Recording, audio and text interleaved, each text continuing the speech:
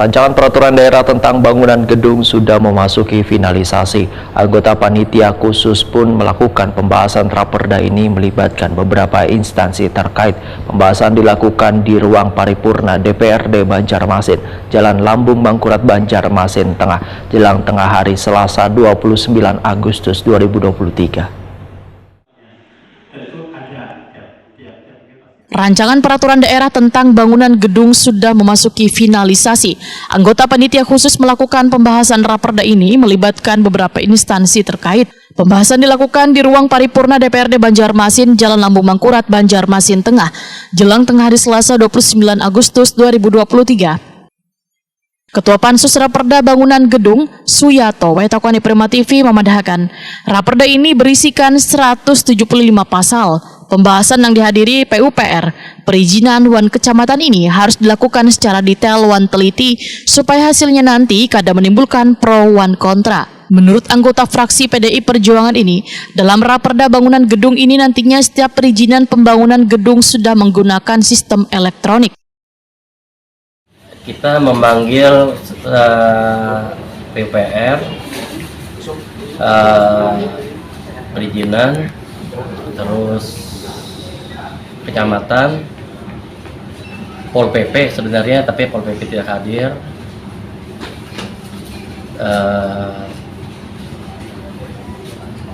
Itu penekanannya di untuk penekanannya untuk ya, PG. PBG ini adalah untuk pengurusan izin yang sekarang ini kita memakai adalah sistem elektronik. Jauh beda dengan IMB yang dengan sistem manual. Dengan elektronik ini mereka untuk menguruskan izin ini tidak perlu repot lagi, tidak perlu melalui kelurahan atau melalui DRT. Jadi masyarakat melakukan perizinan ini melalui elektronik, komputerisasi. Kalau misalnya zamannya waktu pas IMB itu sistem manual, mereka harus mengisikan formulir.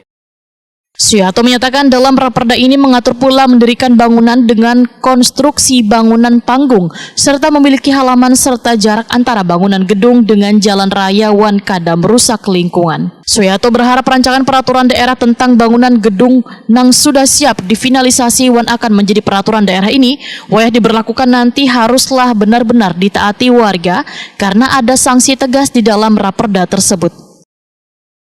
Untuk sebagai pengawasan kita ikut sertakan kepada kecamatan untuk memasukkan ke dalam perwali, kayak gitu. Jadi keadaan yang ada di khususnya di Banjarmasin, kalau misalnya mereka ingin membangun bangunan gedung atau rumah atau apapun, gimana pun juga camat mesti harus tahu. Diberitahukan oleh pihak PUPR dan perizinan. Oh, tapi izinnya tetap di PUPR. Izin di PUPR, izin tetap di perizinan. Ya kan, sama di PUPR. Di PUPR itu nanti itu akan diberitahukan kepada pihak kecamatan bahwa ini layakkah dibangun atau tidak layak, atau ini bangunnya itu mesti seperti apa.